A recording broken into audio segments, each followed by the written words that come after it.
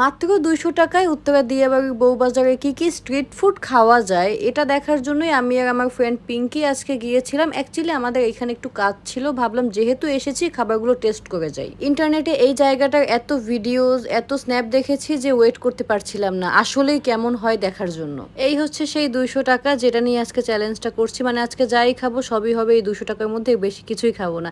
এখানে আমি ঢুকেই প্রথমেই দেখি একটা চায়ের দোকান যেটা লেখা ছিল বরিশাল চা ঘর, মানে এটা দেখে আমার খুব আপনা আপনা একটা ফিল এসেছে, বিকজ আমি নিজেও যেহেতু বরিশালে, সো যে কোনো জায়গায় আসলে বরিশাল ওয়ার্ডটা লেখা দেখলে একটু শান্তি লাগে। যাই হোক, চা আমি এখন খাবো না, চা একটু পরে খাবো। আমি যে কোনো জায়গায় আসলেই প্রথমেই খাই হচ্ছে ফুচকা, বিকজ ফুচকা আমি কখনোই ইগনোর করতে পারি না। I love phuchka. এই ফুচকাটার দাম ছিল ৬০ টাকা অ্যান্ড ফুচকার টেস্টটা ভালো ছিল, বাট আই থিঙ্ক ৬০ টাকা অনেক বেশি। সো আমি পিঙ্কিকেও সেম কথা বলছিলাম, ও বলেছিল যে টেস্ট ভালো বাট দামটা একটু বেশি। এখানে হাঁসের মাংস, চিকেন চাপ, সাথে রুটি খাওয়ার খুব ভালো ব্যবস্থা ছিল, যেটা নিয়ে আমি অলরেডি অনেক ভিডিও দেখেছি। আর এখানে একটা জিনিস আমার খুব ইন্টারেস্টিং লেগেছে, সেটা হচ্ছে ডিফারেন্ট ডিফারেন্ট পান।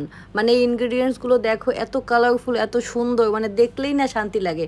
যদিও আমি পান খাই না, বাট আমার কাছে এটা দেখে খুব ভালো লেগেছে। পানের দোকানের পাশে একটা পিঠার দোকান ছিল, যেখানে একটা আপু খুব সুন্দর করে পিঠা বানাচ্ছিল অ্যান্ড এটা দেখে আমাকে এখানে থামতেই হতো। আমি একটা পাটি সাপটা ট্রাই করলাম and it was damn tasty, মানে এত মজা ছিল। এটার দাম ছিল ৫০ টাকা, বাট আমার কাছে মনে হয় ৫০ টাকা অনুযায়ী এটা আসলে অনেক মজা ছিল। এটা খাওয়ার পরে দেখি আমার অলরেডি ১১০ টাকা শেষ, যেখানে আমি মাত্র ২টা আইটেম খেয়েছি, সেটা হচ্ছে ফুচকা অ্যান্ড পিঠা।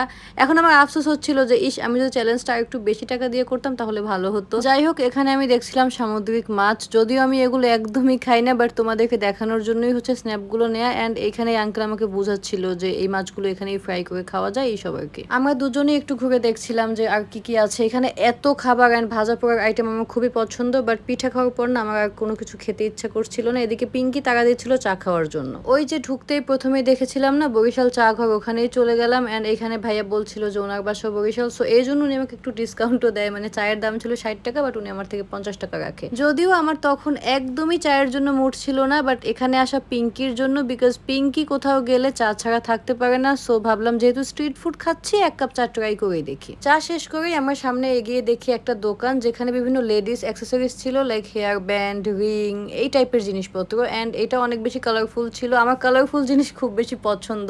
সো এখানে দেখছিলাম, যদিও আমি এখান থেকে কিছু নিব না, আর আমার কাছে এখন খুব একটা টাকাও নেই, যেহেতু আমি ২০০ টাকার চ্যালেঞ্জ করছি। আমার হাতে ছিল মাত্র ৬০ টাকা অ্যান্ড আমি একটা লেমন মিন্ট খাওয়ার জন্য মানে একদম উতলা হয়ে গিয়েছিলাম, বিকজ এত গরম লাগছিল। আমি একটা লেমন মিন্ট অর্ডার করে দিই, বাট আমি জানি না যে এটা ৬০ টাকার মধ্যে পাবো কি না। লেমন মিন্ট দেওয়ার পরে উনি আমাকে বলে এটার দাম ছিল ৫০ টাকা। আমার জন্য ভালোই হয়েছে, বিকজ এটা বাজেটের মধ্যে ছিল, নইলে আমি এই ২০০ টাকার চ্যালেঞ্জটা আসলে হেরে যেতাম। And to be very honest, এখানে যত খাবার খেয়েছি তার মধ্যে এই লেমন মিন্টটা সব থেকে বেশি মজা ছিল। মানে ৫০ টাকা এটা ওয়ার্থ ইট ছিল।